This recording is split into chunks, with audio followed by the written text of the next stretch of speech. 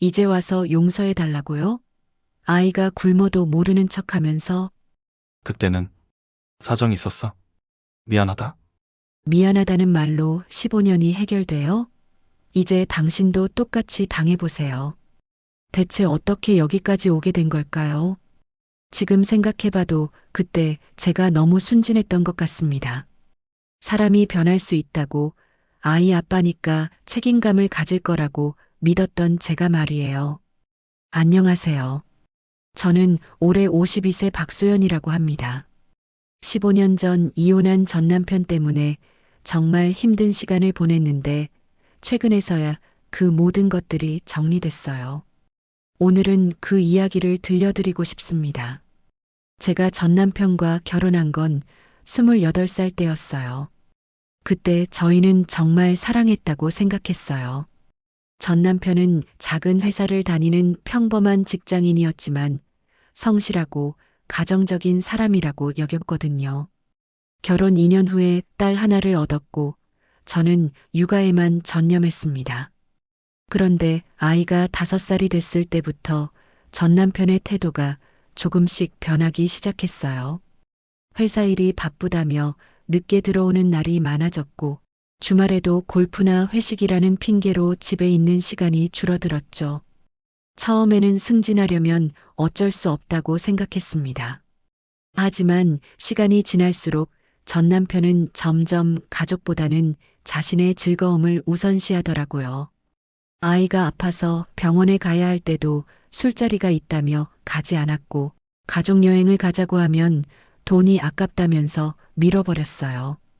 그러면서도 자신의 골프채나 술값에는 아낌없이 돈을 쓰더라고요. 결정적인 사건이 일어난 건 아이가 7살 때였어요.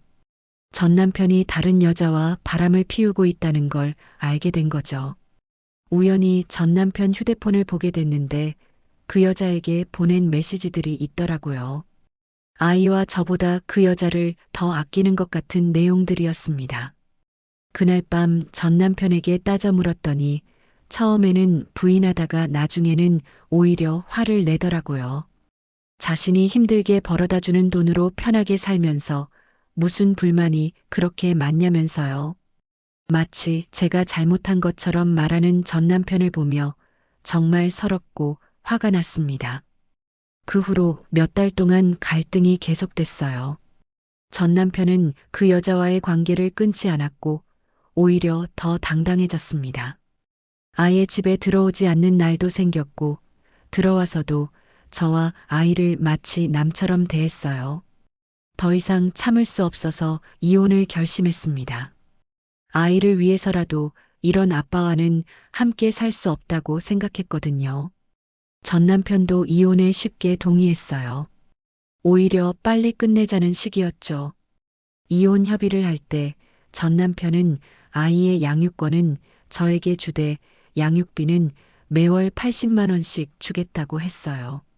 그때 전 남편의 월급이 300만 원 정도였으니까 적은 금액은 아니었거든요. 저는 그 약속을 믿고 이혼에 동의했습니다.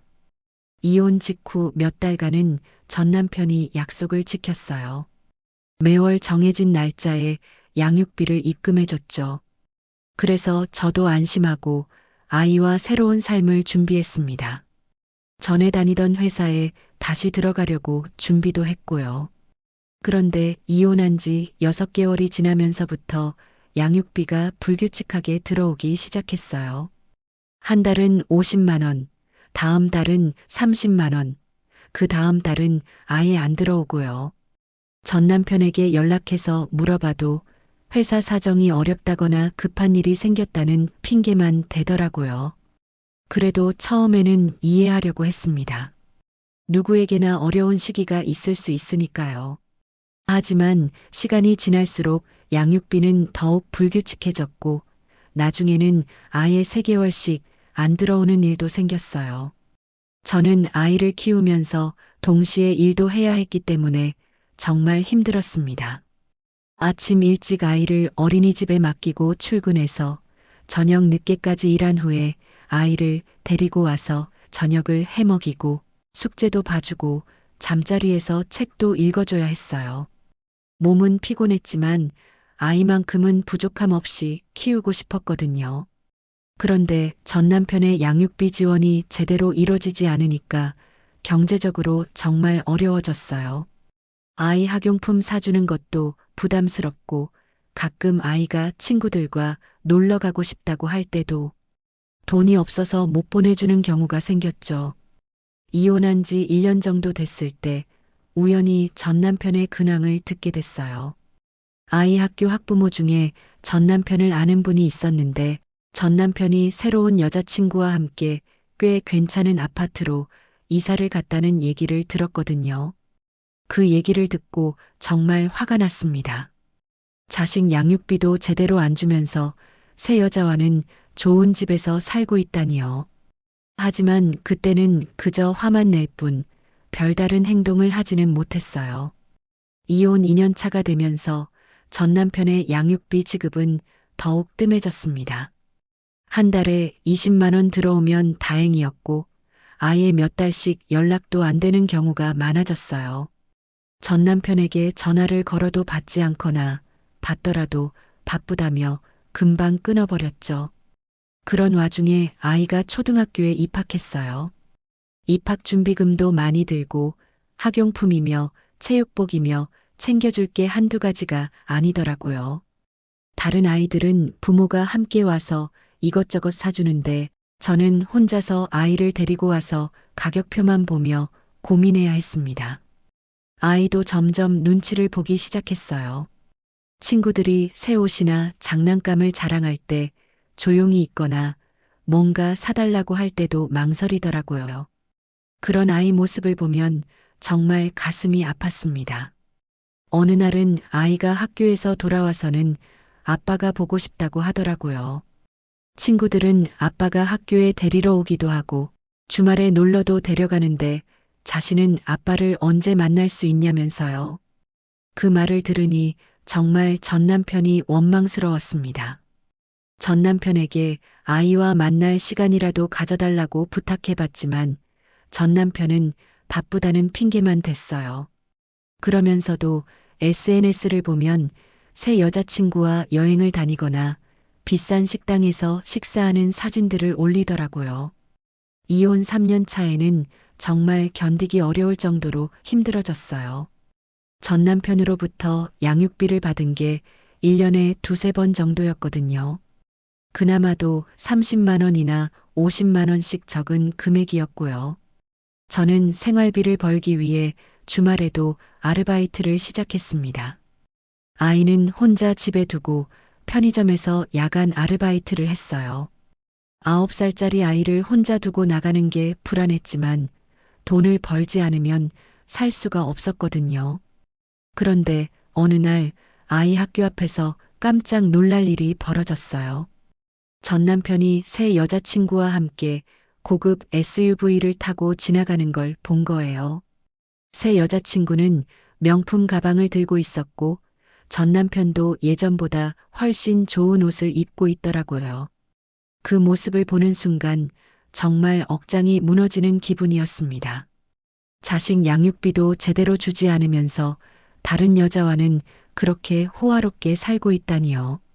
그때 정말 전 남편을 향한 분노가 끓어올랐어요. 집에 돌아와서 인터넷으로 전 남편에 대해 알아봤더니 전 남편이 몇 년 전에 회사를 그만두고 작은 사업을 시작했다는 걸 알게 됐어요. 그 사업이 꽤 잘 되고 있는 것 같더라고요. SNS를 보니 새 차도 샀고 새 여자친구와 해외여행도 자주 다니고 있었습니다. 그런데도 아이에게는 한 푼도 안 주고 있는 거예요. 정말 분통이 터졌습니다. 법적으로 양육비를 받을 방법이 있는지 알아봐야겠다고 생각했어요. 하지만 그때까지도 저는 전 남편이 언젠가는 양심적으로 양육비를 제대로 줄 거라고 기대하고 있었나 봐요. 아이 아빠니까 결국에는 책임감을 느낄 거라고 믿고 있었던 것 같습니다. 그런 제 기대는 완전히 빗나갔죠.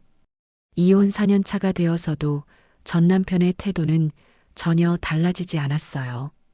오히려 더 당당해진 것 같았습니다. 그렇게 시간은 계속 흘렀고 아이는 벌써 초등학교 4학년이 되었습니다. 이혼한 지도 어느덧 7년이 지났죠. 그 7년 동안 전 남편으로부터 제대로 된 양육비를 받은 건 처음 6개월 뿐이었어요.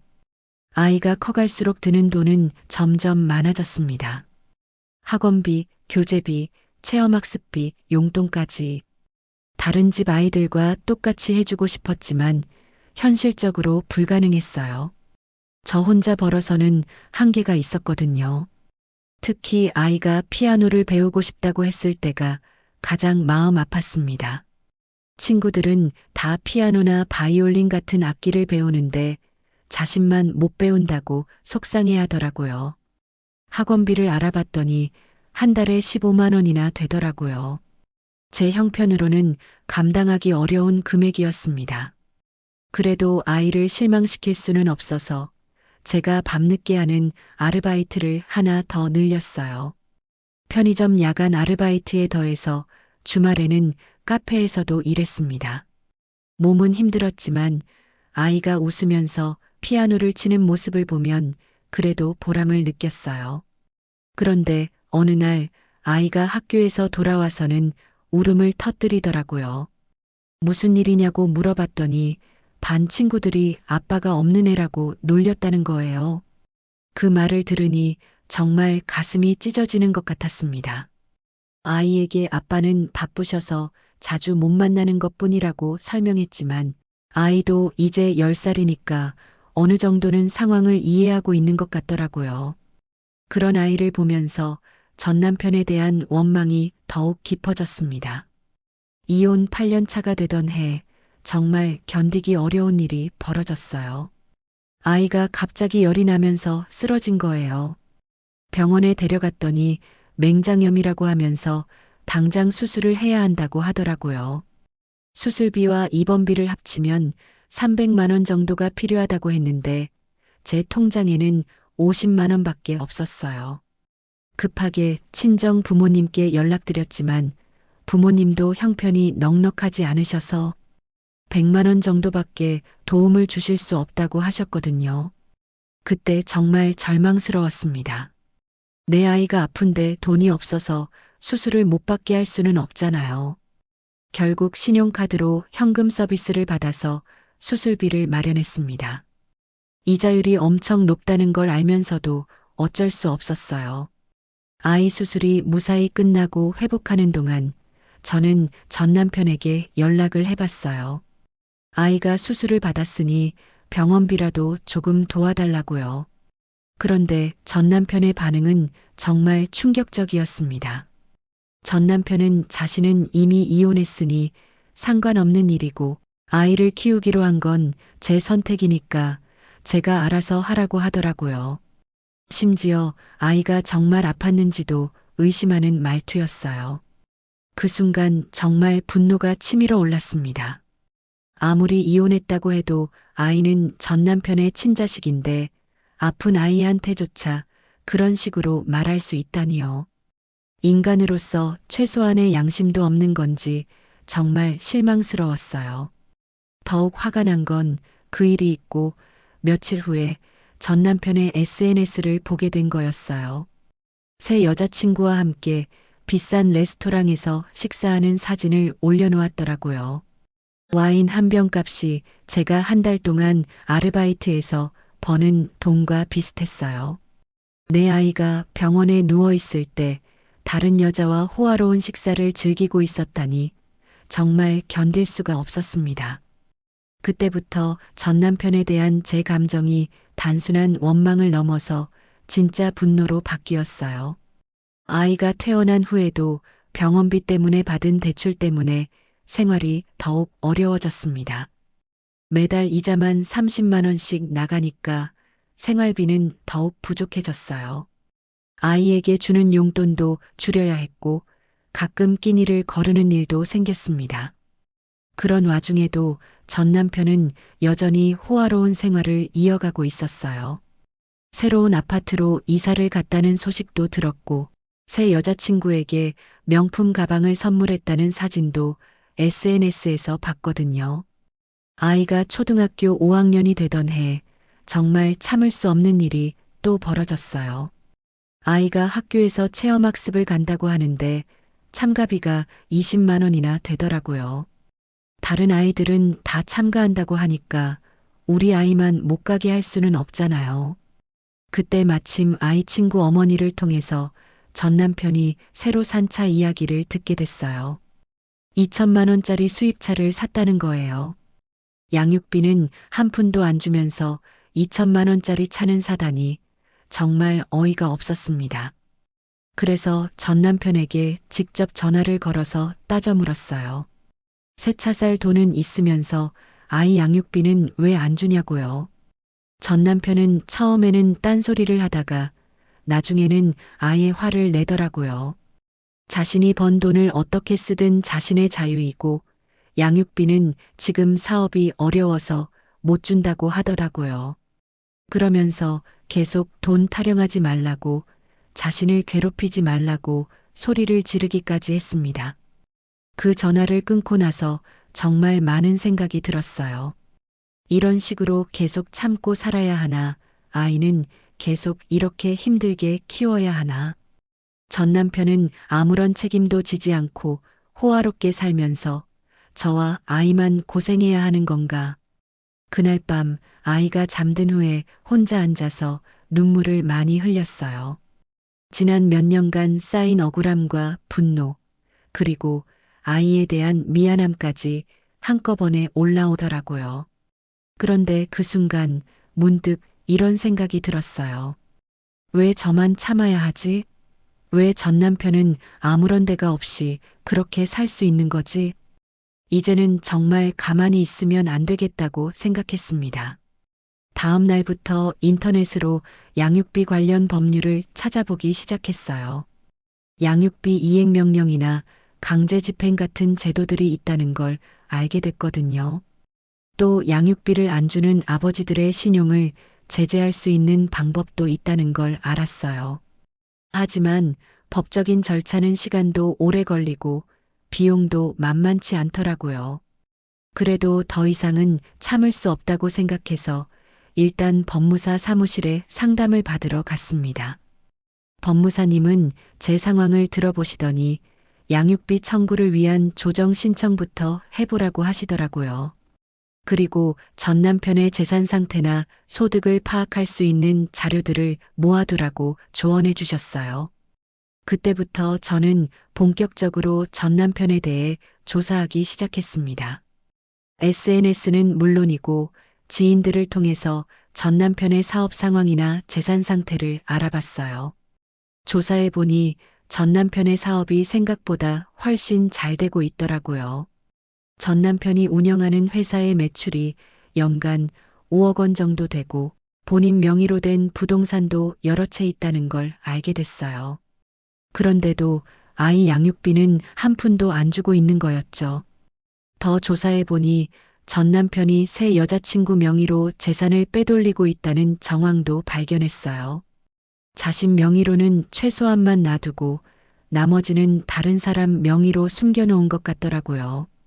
그 모든 걸 알게 되고 나니 정말 분노가 끌어올랐습니다.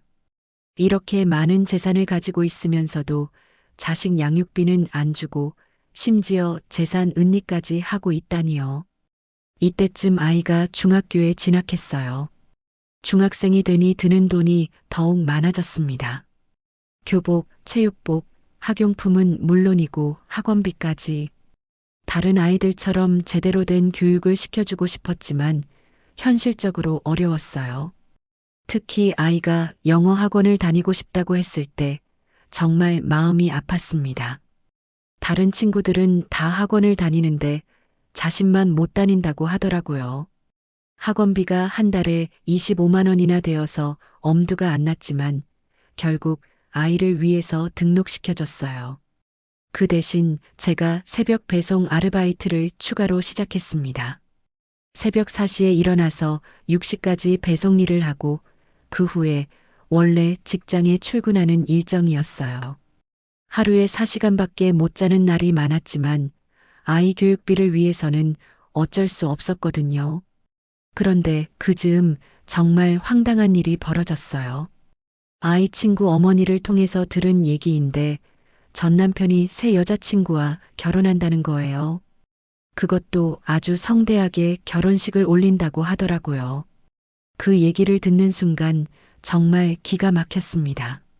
자식 양육비도 제대로 안 주면서 새 여자와는 결혼식까지 성대하게 올린다니요.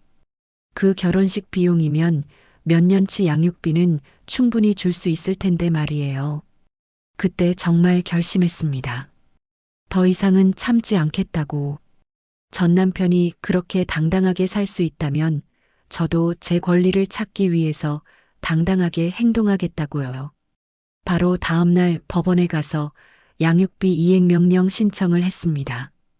그동안 모아둔 전 남편의 재산 자료들과 함께요. 이제 정말 전쟁이 시작된 거라고 생각했어요. 오늘도 재미있게 시청해 주시고 구독, 좋아요, 댓글 남겨주시면 감사드립니다. 법원에 양육비 이행명령을 신청하고 나서 한 달 정도 지났을 때 드디어 법원에서 연락이 왔어요. 조정 기일이 잡혔으니 나오라는 거였죠.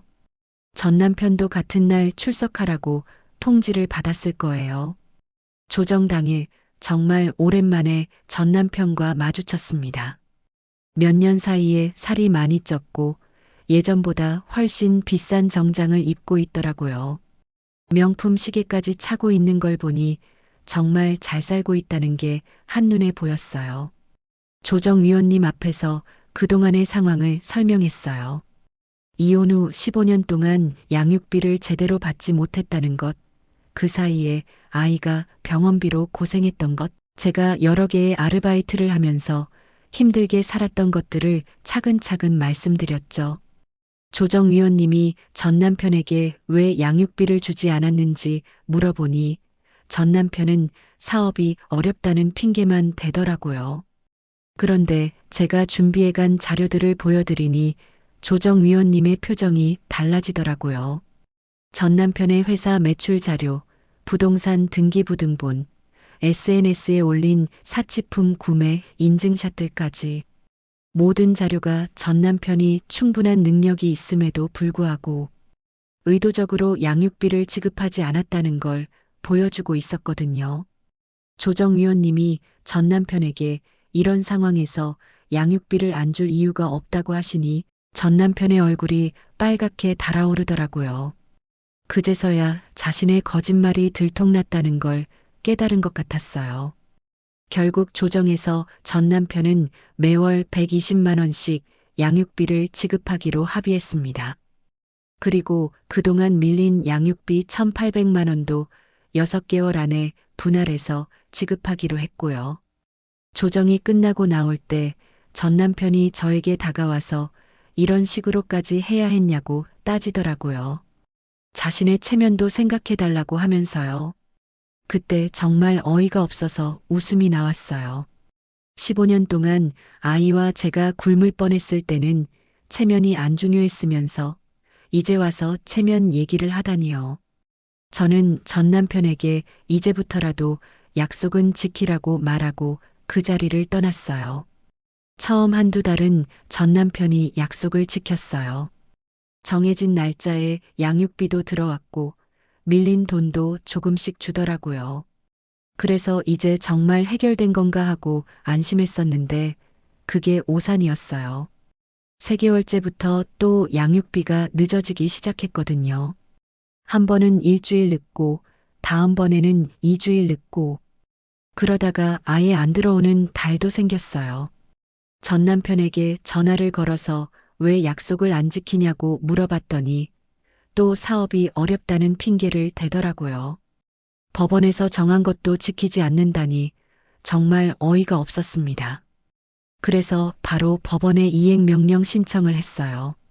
조정에서 합의한 내용을 지키지 않는다고요.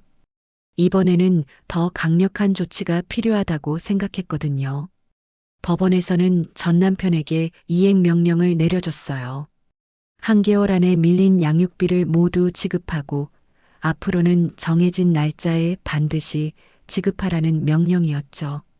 만약 지키지 않으면 강제 집행을 하겠다는 경고도 포함되어 있었어요. 그런데도 전 남편은 여전히 버텼어요. 이행명령이 나온 후에도 양육비를 주지 않더라고요. 아마 제가 정말로 강제 집행까지 할 거라고는 생각하지 않았나 봐요. 그래서 정말로 강제 집행 신청을 했습니다. 전 남편의 은행 계좌부터 시작해서 부동산, 자동차까지 모든 재산에 대한 압류 신청을 한 거예요. 강제 집행이 시작되자 전 남편이 당황해서 전화를 걸어왔어요. 이럴 줄은 몰랐다면서 합의할 수 없냐고 하더라고요. 하지만 저는 더 이상 전 남편의 말을 믿을 수 없다고 했어요. 법적인 절차대로 끝까지 가겠다고요. 며칠 후에 정말 통쾌한 일이 벌어졌어요. 전 남편의 주거래 은행 계좌가 압류된 거예요. 통장에 있던 500만 원이 그대로 양육비로 넘어왔죠. 그런데 이게 끝이 아니었어요. 전 남편이 재산을 빼돌리기 위해서 새 여자친구 명의로 옮겨놨던 부동산들도 추적해서 가압류를 걸 수 있었거든요. 법무사님이 정말 꼼꼼히 조사해 주신 덕분이었어요. 전 남편 명의로 된 아파트 한 채와 상가 한 채, 그리고 새 여자친구 명의로 되어 있지만 실제로는 전 남편 돈으로 산 아파트 한 채까지 총 3채의 부동산에 가압류가 걸렸어요. 이때쯤 되니까 전 남편이 정말 다급해졌나 봐요. 제게 직접 찾아왔거든요. 처음 보는 모습이었어요. 머리도 헝클어져 있고 얼굴도 많이 초췌해져 있더라고요. 전 남편은 저에게 무릎을 꿇고 빌었어요. 모든 걸 잘못했다면서 이제라도 양육비를 제대로 주겠다고 하더라고요. 압류만 풀어달라고, 제발 용서해달라고 계속 빌었습니다. 하지만 저는 마음이 움직이지 않았어요. 15년 동안 아이와 제가 얼마나 힘들게 살았는데 이제 와서 무릎 꿇고 빈다고 해서 용서가 되나요? 게다가 전 남편이 진심으로 뉘우치는 건지도 의심스러웠거든요. 전 남편은 계속해서 사정했지만 저는 법적인 절차대로 끝까지 가겠다고 했어요. 그동안 밀린 양육비와 이자, 그리고 앞으로의 양육비까지 모든 것을 제대로 받을 때까지는 절대 물러서지 않겠다고요. 그 후로 정말 극적인 변화가 일어났어요. 전 남편의 사업체 계좌까지 압류가 되면서 거래처에서 대금을 받을 수 없게 된 거예요. 그러자 협력업체들이 하나둘씩 발을 빼기 시작했고 사업이 완전히 마비됐죠. 새 여자친구도 상황이 심각해지자 전 남편을 떠났어요. 자신 명의로 된 아파트까지 압류될 위기에 처하니까 더 이상 버틸 수 없었던 것 같더라고요. 전 남편이 그렇게 아끼던 사람인데 결국 어려울 때는 떠나버리는군요. 전 남편은 결국 모든 걸 잃었어요. 사업체는 망했고 새 여자친구는 떠났고 비싼 차도 압류당했어요. 그 호화로웠던 아파트도 결국 경매로 넘어갔죠. 그제서야 전 남편이 정말 절망적인 표정으로 저를 찾아왔어요. 이번에는 정말로 다른 모습이었어요. 완전히 무너진 사람의 모습이었거든요. 전 남편은 자신이 얼마나 잘못했는지 이제야 깨달았다고 했어요. 그동안 아이와 저에게 너무 미안했다고, 이제라도 아버지로서의 책임을 다하고 싶다고 하더라고요. 하지만 이미 늦었어요. 15년이라는 시간 동안 전 남편이 저질렀던 일들을 몇 마디 사과로 용서할 수는 없었거든요. 특히 아이가 아플 때조차 외면했던 것은 정말 용서할 수 없었어요. 결국 전 남편은 모든 재산을 처분해서 그동안 밀린 양육비를 모두 지급했어요. 이자까지 포함해서 총 2,500만 원 정도였죠. 그리고 앞으로도 매월 정해진 양육비를 지급하겠다는 공정증서까지 작성했어요. 전 남편의 몰락은 거기서 끝이 아니었어요. 양육비를 제대로 안 준 것 때문에 신용불량자가 되면서 새로운 사업을 시작할 수도 없게 됐거든요. 결국 작은 회사에 취직해서 월급쟁이로 살게 됐어요. 그런데 신기한 건 전 남편이 완전히 망하고 나서야 정말로 변했다는 거예요. 이제는 매월 정해진 날짜에 양육비를 빠짐없이 주고 있어요. 그리고 아이에게도 관심을 보이기 시작했죠. 아이가 중학교 3학년이 되었을 때 전 남편이 아이와 만나고 싶다고 연락을 해왔어요. 그동안 아버지 역할을 전혀 하지 못해서 미안하다면서 이제라도 아이와 관계를 회복하고 싶다고 하더라고요. 처음에는 거절하려고 했어요. 지금까지 아이에게 관심도 없던 사람이 갑자기 아버지 행세를 하겠다고 나서는 게 기분 나빴거든요. 하지만 아이 의견을 물어보니 아이도 한 번쯤은 아빠를 만나보고 싶다고 하더라고요.